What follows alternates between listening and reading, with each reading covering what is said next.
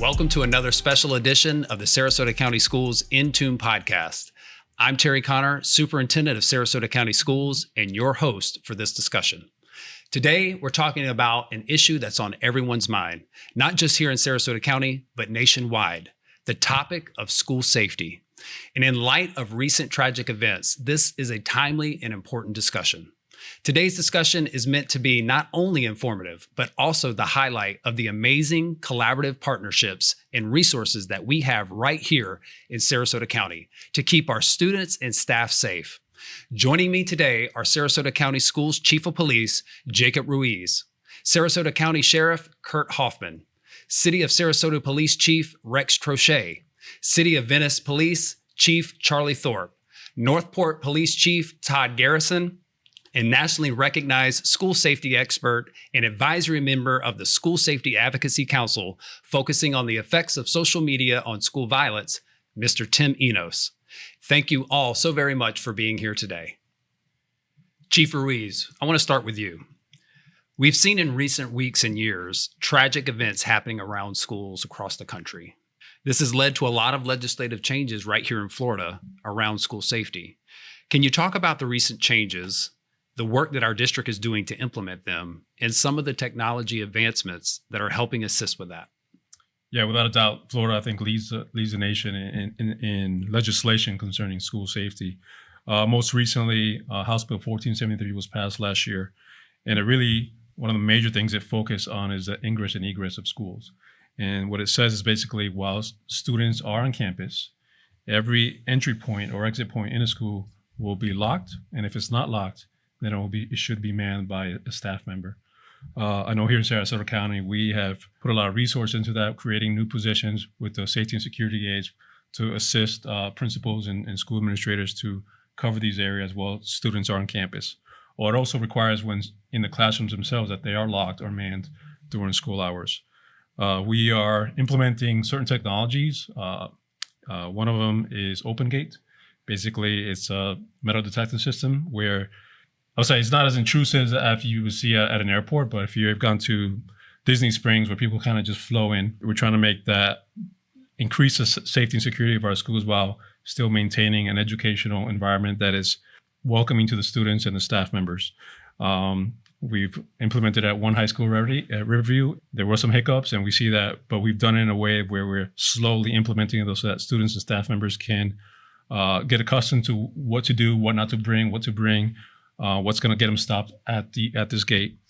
And we've seen significant improvements from the first day of school until now, where lines are much shorter and students move much faster. Another piece of technology that is coming up close is going to be integrated with our current camera systems. We have tens of thousands of cameras throughout our school district, and it's called OmniAlert. It's a service where basically using technology you can identify when a human being pulls a weapon, or most likely a firearm. It's verified by a human and then notifies law enforcement immediately to respond to that area where the fireman is seen. So we're excited about that type of technology and working with our security aides and our SROs in our schools and our local law enforcement. The legislation has also put in place so that school administrators can put if anybody violates any of these safety rules, that they have a system in place that if violations occur as far as safety violations, that they're handled in a progressive manner. Thank you. And I can tell you the onset of artificial intelligence and that technology, we're on the frontier of that, but we're already reaping the benefits of having less obtrusive inspections, making sure that we're able to have weapons detections on our camera system. So we're actually looking forward to that emerging technology to see how it evolves over time and how it can help provide that multi-layered support when it comes to safety and security. So thank you for that. Mr. Enos. To you, sir.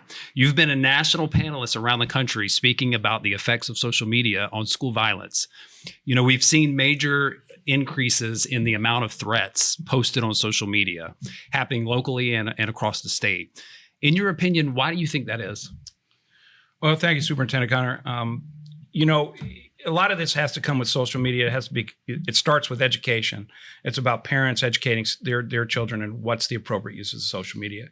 As you know, this technology, especially in social media, has grown in popularity. All you have to do is look at the amount of money, social influencers.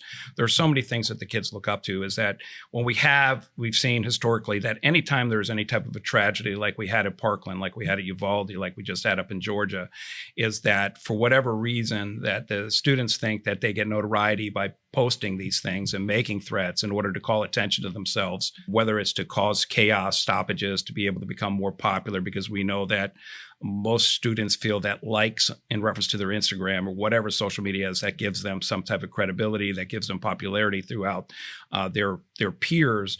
Is what we've seen is that we get a lot of people that post these things after that incident. And unfortunately, and part of the reason we're here is that the effects that occur from this could be life-changing. I mean, being arrested is a felony. There's so many different things. You know, I can tell you from sitting here and seeing all these law enforcement professionals, Sarasota County, with the partnership we have, I can tell you that all of these gentlemen, without question, are there to support the school district, the men and women of the school police department, and it relates to school safety, especially with the social media. One of the things, the recommendation is, you know, parents have to monitor their children's social media, as hard as it is. They need to monitor, they need to talk to them, they need to discuss it, that something that they post could change their life forever. You know, being a dad of 3 kids, it's hard to get that across because they think that it's something that's funny or that's something real quick. I know you're a dad, all of us here are dads. It's something that they think is quick, that is, they're trying to make a quip or do something like that, what actually can change their life. Just not about threats, but a lot of it is education, parental involvement, and students. I don't think that they use their intellect when it comes to this, and they think that, that they're going to gain some kind of, again, like popularity or some notoriety out of doing this thing, and it's 100% wrong. Yeah, you know, the amount of time it takes to send a quick post and the life-changing direction that can take a student is really, there's a lot of gravity to that. So it's just good that we can continue to educate our students and our communities about the importance of responsible use of social media. So we're going to shift over to Sheriff Hoffman. How you doing, sir? I'm doing fine. Thank you for having me. So Fortify Florida, it is our statewide suspicious activity tool that alerts law enforcement and districts immediately when a threat is reported. When an alert like this is received, what do those immediate steps of response look like, including making contact with parents or guardians? And if you have to make a home visit, what types of things are you looking for? Yeah, so first and foremost, Fortify Florida has been a game changer for us, centralizing that and getting that information out to law enforcement agencies. But before we go and do the home visit, Superintendent, we're looking at all of the information, getting all the information we have to be able to make an educated decision on how we're going to deal with that. Now, all of the folks sitting at this table in one form or fashion have got some type of intelligence component within their agency. And just by way of example, and this is Fortify Florida, but post Parkland, I think we had almost 40 incidents that we had to run to ground the next day. And we realized how labor intensive this was going to be. This is not just a phone call you're making. To your point in the question, we're doing home visits, we're canvassing neighborhoods, talking to neighbors, we're talking to relatives. But when we get one of these and we have enough information to be able to act on, a lot of times, as Tim was pointing out on social media, you don't always have it's John Roberts, right? You have some nickname or different name that they're going by. So once we find out who that person is, and then we scrub our internal law enforcement databases to see what contacts they've had or not had with law enforcement, we can hopefully identify them. We've had very good luck identifying them and go out and have that conversation. And just for the listeners, we don't wait till 9 o'clock in the morning. We don't let parents sleep. We knock on the door at 2 or 3 o'clock in the morning whenever we get those, many times before school starts. And then we do a home evaluation, talking to the parents, talking to the siblings, talking as recently as just a couple of days ago to a couple of kids face to face, where the law enforcement officer can make an analysis. Is this what Tim described as just some quip, or do they have the resources to be able to carry this out? So what we do in that case is we ask the parents, what type of weapons, firearms, access, whatever the particular threat was. And I'm pleased to say the majority of those interactions with parents, particularly post this latest event where a father of a child was actually arrested, we're getting, significant cooperation from the parents. And we'll look and see, is that, if it's a firearm, is it secure? Is it on top of the refrigerator? Is it in the nightstand? Is it at a relative's house? And we do that examination. Now, at the end of the day, it's somewhat of a subjective call, but we've got good folks that are professional and experienced in this kind of thing to determine whether or not this is the quip that Tim mentioned, or is this somebody who's got a real bullying issue or mental health issue or something more. And then we have options. We can obviously, we don't want to Baker Act people, but we have recently made a couple of Baker Act situations. We have made arrests, and we've walked away with a full amount of information and feel confident that that's not going to turn into a tragedy in our schools. But Fortify Florida has been a game changer in centralizing that, letting us then share the intel, identifying those persons, doing that very thorough home visit. And most all the agencies at this table, if not all of us, have done risk protection orders when necessary. When that law changed, we can now, seize the firearms in the home and be able to keep those safe and secure, or give them to a third party. So I'm very confident in the methodology that we all use in terms of those home visits to analyze, because we're also cognizant, as Tim mentioned, if this is a quip or a joke, or somebody is a copycat, if you will, we're also not trying to ruin that child's life, right? We have to make it clear to them that's not tolerated. But if there's not an identifiable threat that we can act on, then we're not, trying to ruin the child's life as well. It's a very fine balance. I think we do a pretty good job of it. Thank you for that. So we're going to move on to Chief Garrison from Northport. So recently we've had a few arrests in Northport for some threats that have been made on social media. Without getting into the specifics of those cases, can you talk about the seriousness of making a threat to do harm at a school, regardless of whether that intent is to carry it out or not? First and foremost, we have a zero tolerance approach to this, because you just never know, when it's going to be legit. So what we have to teach these kids is that these threats are going to be taken very seriously. We're going to use all of our resources to track that down. And one thing that everybody needs to remember is everything that these kids are doing on these electronic platforms, everything's leaving a digital footprint.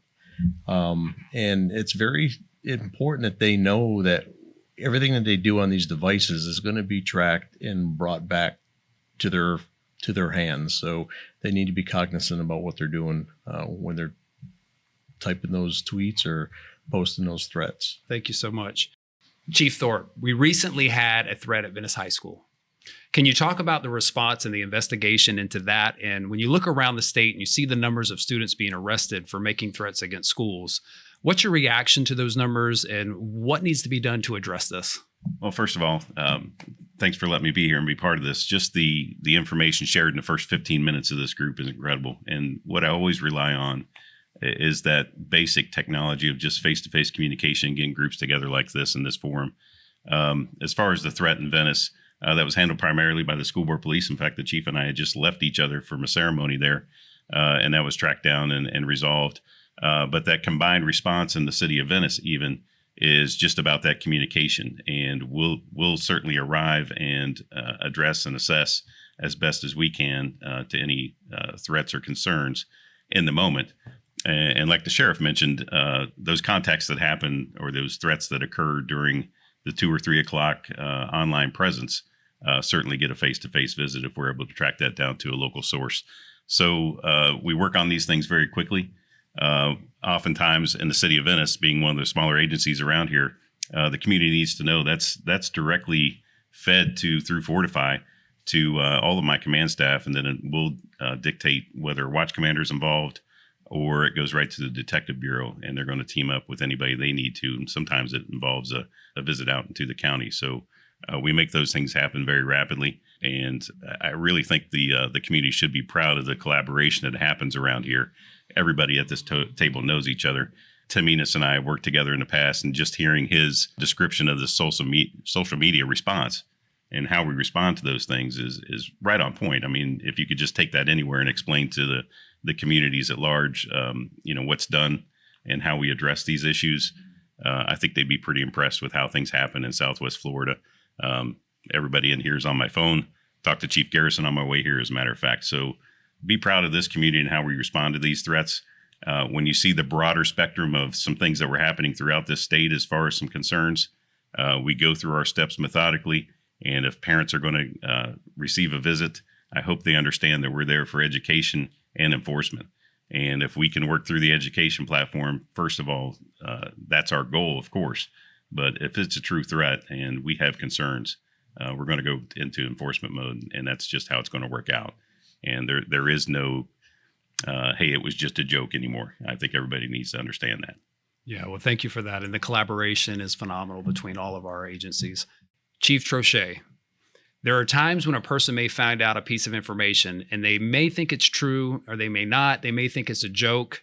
They may feel like it's a waste of law enforcement's time and resources to pass it along. What would you say to a person who is in that situation? Well, first off, I just want to say thank you for doing this. Over 150 years of experience at this table. We have excellent relationships. I would hope that everybody watching this in Sarasota County can appreciate the fact that no one here at this table has an ego. We have worked well together. And because we have had children in the school system here, there's a certain connection that we have, a pride that we have. And anytime there's been a threat, and I know all these gentlemen at this table agree with me, it hurts us in our stomach because we know that could have been our kids in that school, or they are our kids in our school. If someone's making a joke, see something, say something. It's so simple. If you hear it, you got to tell us. Earlier today, I was driving around in my police cruiser, and we had another threat in our city at a private school.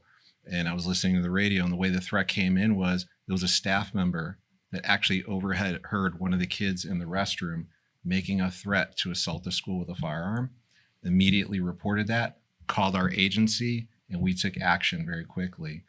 Like Chief Thorpe said, we spare no expense when it comes to this. We send everybody. We send our patrol officers. Immediately, our intel officers are informed of what's going on. Our intel officers are attached to the Federal Bureau of Investigation. They're attached to the marshal's office, and they immediately start working this. And just like it was said earlier, we can track you down on these social media platforms. It's just a matter of time, but we're going to find you. And the days of, hey, to your point again, I was just joking, those are over. You are going to be going to jail and or looking at expulsion, right? And the part that as a parent hurts me is this will live in perpetuity. So if it is a joke, it will follow you all the way through high school into college. And good luck getting into college when they do their backgrounds, because they do backgrounds now in college. They'll go and open source all your social media. They will Google your name. And if it comes back that you're attached to something like this, even at the tender age of 14, 15 years old, and you were just kidding, it will come back to haunt you. And you may not get into that college that you want to so badly. So parents, this is my message to everybody. You pay for that phone, own that phone, get in that phone. The days of being afraid to have that conversation are over. We need to get in that phone and we need to have those conversations, and you need to know who your kids are hanging out with. Because we always say your friends are a direct reflection of who you are or what you want to be. So parents really need to start engaging more. And I think if we had more parent engagement, additional communication, we would see these threats going by the wayside. Absolutely. I couldn't say it better myself. I'll tell you that the gravity of the situation, no one around this table would take pleasure in arresting someone who's a teenager or even 11 years old. But we want our community to remain safe. We don't want the waste of resources for these types of events that are hoax or non-credible threats or jokes. And we are sending a strong message to our community that we will utilize the extent of the law and discipline to make sure that our school is safe and that we don't live in fear and anxiety due to these types of events. So appreciate that response. So back to you, Sheriff. Can you talk about the importance of the interagency collaboration around school safety? What types of things are we doing here in Sarasota and the proactive training that goes into dealing with such issues? Well, thank you for that question. That really is, I think, has been touched on by Rex and others, what sets us apart. We all know each other. We've all worked with each other. We've had several significant swatting instances here in Sarasota County where we've had an opportunity to come together. Are we on the same radio frequency? Are we communicating? Are our CAD systems the same? We've got a lot of unique opportunities here to be able to make sure that we communicate with each other and we collaborate and share that information when it comes in. I gave you the example earlier about the swatting call that we had at Riverview. I think at the end of the day, when I looked at the CAD system, we had something in the neighborhood of 70 or 80 units respond. VPD responded, the Highway Patrol responded, we responded, school board, police. So I think at least in this law enforcement community in Sarasota County, we realized that knowing each other, talking to each other, sharing intel together, training together. Our agency and Rex's as well have hosted active shooter training so that when we get there, we're not only on the same frequency, we have the same single officer response, we have the same tactics, we've talked to each other, we've worked together, and it makes a smooth, seamless operation when we have to, take action. So, and then our intelligence sharing here is, I would put it up against anybody's, and I know Rex's shop as well. We have a digital forensics laboratory where we have the ability to go in and examine, as Rex mentioned and Todd mentioned, these digital devices and get that information. And our digital forensics laboratory serves all of the agencies and state agencies and even some of the federal agencies. So, and right across the street from my office, as Rex mentioned, is the FBI and the Joint Terrorism Task Force over there, which several of us are members of. That's a whole other level of information sharing at the federal level. So I'm extremely pleased with the way that we train, the way that we communicate, and the way that we share information. Now, that's not a fail-safe by any means, because these instances, as you mentioned, over 150 as of July. I think it's over 200 now. Certainly, we've had some here locally, but we're all on the same page. And that's what the viewers of this podcast need to take away from this. It might be a green uniform, might be a blue uniform, might be a brown uniform, but we're collaborating in a unique way in that we share the information, we share the training, and we both, all the agencies are operating on the same platform. Well, it's not like that everywhere. Thank you for sharing that. No, it's great. There is synergy in the collaboration and the communication flow. So seconds matter in the events of a crisis. So that communication is so vital. Mr. Enos, back to you, sir. So we talked a little bit about parents' responsibility. And for our parents who are listening, what tools are out there for parents to monitor their social media activity and interactions of their kids to keep them safe? This is a great question, because I tell parents, if you wait till they're 16 years old before you start looking at their text messages and their social media accounts, you might as well call the sheriff or Chief Garrison, Chief Troche, Chief Thorpe, Chief Ruiz. You might as well go ahead and call us. We'll stop by Starbucks. We'll pick up some coffee, because there's going to be a full-on battle, because they're going to say, this is invasion of my privacy. You don't trust me, a lot of other things. So what it really starts is, it starts at, when that child first gets their first cell phone, or they very first get their first device, is that the parents need to be educating them in what's good, what's bad, not just in reference to social media threats, but based on just social media in general. We're talking about sexual offenders, sexual predators. We're talking about, there's so many different topics and varieties. So really it comes back into the education when they're smaller. Parents will say, well, when should my child get a cell phone? And I would say, at 6 years old, do they need a cell phone? And I've seen kids with 6 years old have a cell phone, and you wonder, well, what do you need a cell phone at 6 years old? And a lot of it is because it's almost like a status thing. Like, look, my kid's 6 and he's got the brand new iPhone 16 or whatever. When you look at that, it's when your child is going to be away from you and that you need to have contact with them, such as they're, going to the movies with their friends, or they're having a sleepover, when there's something where they need to be able to be in touch with you, playing sports, you're picking them up. Usually it's not till they're, beginning in their teenage years. at that point, it comes back with responsibility. And as a parent, if you begin talking to them, reviewing their things, like Apple devices, if you download something, your kid downloads something on their device, it automatically downloads it on yours. So you know that what they're looking at. Talking about in reference to computers and looking at their search engines. If you're a parent, you go and you look and the search engine shows it's blank and your child's been on there for the last 3 hours, but it shows no search history. They've deleted it for a reason. So that comes from more conversation, more education. It really is about that. So there are tools that are out there. There are some tools that are like submarine programs you can put on computers that'll catch keystrokes.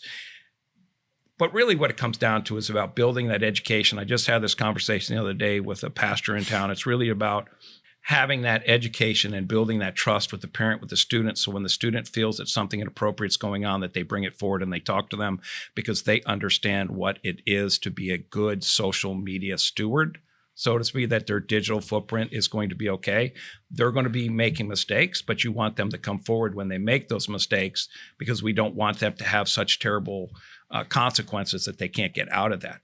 So there are some tools out of that, but I would say the biggest thing is, and everybody here has said the same thing, is it's about having communication with those students. It's about having communication with your kids that especially when they do wrong, that they trust you to come forward and they understand that accountability and responsibility. And that starts at a younger age. If you wait till you're 16 and your child is padlocking, which I've seen, my child just padlocked my bedroom door and you can't get in, don't want me in there. Then I ask them, well, what did you do? And they're like, well, I haven't done anything. They say it's invasion of privacy. I know what I would do as a dad, and probably the door wouldn't be there for very long. But it again is if you wait, it's not a babysitter. It shouldn't be used as that. It really needs to be where you have that open dialogue and you build that trust, because that ultimately is what's going to be able to stop a lot of the issues with social media. Thank you for that. Chief Troche, these are not always the easiest conversations to have. What are some tips that you have for parents to make sure they're having the right conversations? I think the parents need to be honest with their kids, and they need to say, hey, this is a growing issue across the country. And we know that maybe there's times where you feel pressure to feel like you're cool and say something like, hey, I'm going to shoot up the school and tell your friends. But there's consequences these days to those actions. It's no different than going on a plane these days and yelling terrorist attack, or in a theater, fire. These are taken very seriously, and there's consequences to this. And then explain to your child what the consequences are. This is going to hurt your future. This is going to hurt you moving forward to a great college. This is going to hurt you getting an amazing career down the road. And for what? And have those real conversations and let your child express to you, hey, so-and-so is telling me I should do this, or so. Well, I go back to my earlier statement. Know who your kids are hanging out with. They're a direct reflection of who they are and who they are going to be. But those conversations have to be held on the front end. To Mr. Enos's point, if you're waiting for us to come and check their phone when they're 16, 17 years old, it's too late. We have to do it when they're younger, and stop getting your kid a phone at age 6, 7, and 8 and falling to that peer pressure. They're making flip phones now for kids. Let's turn that around. Let's start giving those young kids, if you feel a need for your child to have that phone, a flip phone where it has 10 numbers automatically in there. Mom, dad, grandpa, someone that you trust. It's another family member. It's very simple to do, but it's really the main component. And I hope that everyone understands it. And we've been stressing it here, is it's about communication. It's about actually having eye contact with your child, not texting them, hey, come downstairs, dinner's ready. It's about really building on that relationship, because if you build that relationship now, it's going to forge them the ability to move forward in life. Great suggestions. Chief Garrison, so we hear all the time, see something, say something. Now, in a practical sense, what does that look like, and how can situational awareness help someone pick up on something that might be just a little bit off? Well, I think people that are around something every day, they're used to seeing what they're seeing, right? So when something appears that's normally not there, it sparks their attention. And that's when they should let someone know, like, hey, that wasn't there yesterday, or I saw this. That's when they need to bring that forward and let us know quickly, as opposed to later on saying, I thought that was kind of weird. I should have told somebody. we'd rather be notified all day, all night on things and it be false than something bad happening and, that, oh, I wish I would have. So it's important to quickly let us know when they see something that's out of place and normally not there. Thank you. Chief Thorpe, you have a lot of experience with community policing. How can that strategy of law enforcement officers developing those relationships be a benefit in regards to school safety? Well, the benefit's easy. I'm a big believer in that direct connection style of policing. And in fact, since becoming chief, I made some moves to enhance that community engagement. And we have a sergeant, as a matter of fact, and we've just added a community case manager with the support of our city council to address community issues, mental health, addiction, homelessness. And certainly we've got direct contact with our schools on a weekly basis at least. And really it is about getting just directly in front of our community. And we all rely on this exposure through emails and contacts and websites. And I think of Chief Garrison's response and the things about communication as far as this vast accessibility of our kids today. Well, we want them to have direct access to us. And in fact, we're doing a bike rodeo which hasn't been done in our community for several years in the next month or so. Just trying to make sure those connections are there and happening. And when we're doing those types of things, we're also engaging with the parents and the grandparents. But I think it's real important to really understand too that, when I was in middle school and high school a long, long time ago, I think about the orbit that I operated in at that time, but compared to what these kids have access to, it's instant access, it's fast access. But how about we just get in front of them and have direct contact as much as we can?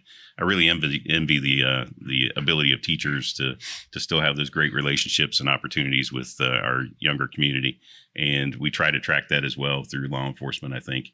And in our community, it's really just about trying to make those opportunities happen through some different programs, and that's our approach to it. Great, thank you, Chief Ruiz. Your officers are in our schools every day. And can you talk about how important it is for students who are able to see those officers are on campus every day and provide a little bit of comfort in developing those relationships to help them learn at their best? Yeah. I remember when I was in SRO 20 years ago or so in Osceola County, that I personally was able to have relationships with children and see when they realize like, oh, you're a dad too, or oh, you live in that neighborhood, I live there, or I have a family member that lives in that same street, or sports or whatever that I was able to find to connect with a child, and then for them to realize, oh, this is not just a police officer. This is a normal person like who we shop at the same Publix and we go to the same places around our neighborhoods, and for them to like put that guard down of, some of the stigma that a law enforcement uniform has to some of these children in some of these communities, or based on their history with law enforcement, their family's history, and be able to break those barriers down that exist sometimes. What a valuable place to establish that relationship with law enforcement and a child, the leaders of our community, the most precious resources we have in our community, and change the narrative completely about what law enforcement is in America and in our local communities. And it starts in the schools. It's the ability to have those relationships in situations that are not law enforcement related, not where we're not investigating crime or working on something police specific, but really just, hey, how are you? Like, hey, what about the game last night kind of thing? And see the kids' eyes like realize, oh, wow. And then build that bond, build that trust, and then come around and the value that creates when there is a situation, when the kids hear something happening, that they trust that officer or trust that deputy to say, hey, sir, like this is what I heard or this is what I did. It is not only valuable for public safety, but for the future of our communities and that relationship between law enforcement and community. Thank you. I'll end with this one for all of you to weigh in on. What do you want to be the takeaway from this event for our parents, for our students, our staff, and our community? And what is one tip you would give to those same groups to keep our schools safe? Well, the one takeaway is, first of all, I'd like to thank everybody for coming. I mean, without the support, of all of our local law enforcement and the men and women and the Joint Terrorism Task Force, and just the community support that we receive from all local law enforcement, is so instrumental in order to keep our kids safe, is because it's about the community that keeps the kids safe. It's not going to be one specific thing of technology. It's not going to be one specific thing about having some type of AI detection or license plate readers. It's going to come back to the people who live in this community. And all of you live here. All of you have children. All of you are involved in schools. You've been in school safety for a long time. And the big thing that I want the community to know is that in Sarasota County, I always say, we should always lead and never follow. And I can tell you when it comes to our law enforcement here is that, this is the best group of people I would put up against anybody in the country. And even when I teach in Florida, Sarasota, we are way above what a lot of other communities do, because we do get along, we do communicate. And I want the parents to know is that they know that our partners and our students, our staff that work every day, that they should feel good, that they know that there are going to be people that are going to be there and to do everything possible to be able to make sure that they're safe, because they can't learn if they're not safe. And that is our responsibility. And I know, knowing all of you personally, that is something that you take to heart, which makes you great leaders. And I really, truly appreciate that. So for the parents, know that you're in good hands in our community, because the safety and security of our students and our staff is absolutely utmost important, because they're our future and they're going to be our leaders. And those are the people that we want to make sure that have every opportunity possible. I think one of the biggest things is trust. And as we spoke about how we collaborate here between law enforcement entities, how we trust each other to respond together in different incidents. We need that same trust and collaboration with our community, whether it's with our student body and our SROs, and then the officers from outside agencies, to the parents, our staff members, and our community as a whole. I think when there's no trust, communication breaks down. People interpret things that may not be true, and especially with the speed of social media, how communication just, gets out of control sometimes. I think if we come back to a place of trust where we can communicate effectively, that you trust your law enforcement agency, that we're doing the right thing. We trust our school district, that they're making the right decisions for our children's education and safety. And if there's any citizen out there, any community member that has a question or has an issue with trusting their law enforcement, please reach out, ask the questions, meet us at our community events, come to our district offices or our PDs, and make connection with the law enforcement officer, with a supervisor. Trust me, we'll get you the right answer. We'll explain to you in a situation that you don't feel was handled properly, that that's causing you to kind of mistrust, because we want you to trust us, so that we can have a safer, not only school system, but community. I would say, just building off of that, nothing's more important to anybody at this table than the safety of our community and making sure that community feels that commitment from us. We know, and we talk about it many times in in-service training, that there's an expectation that we're going to respond a certain way to any type of call that comes to the Venice Police Department or anybody else's agency at this table. And we want to be able to respond the way you expect that we're going to. So that's why we train. That's why we talk things out and work through issues and concerns and the way we would respond to any various call. And that includes threats against our schools or threats against our vulnerable populations, threats against businesses or any parts of our community. So I think if the community takes away from this forum that there is an understanding from each person that wears a uniform or works in law enforcement in this community, that we know the expectation and we want to live up to that each day, I think that's the message I want to make sure we get across. We talked a lot about parents parenting and communicating with their children. But there's one thing I think we all need to remember. There's a lot of broken families out there, or parents that just choose not to have any involvement in their child's lives. So I think we as a community all need to come together, and we need to be able to get that message to those kids that are not going to hear it from their parents. And we need to bridge that gap.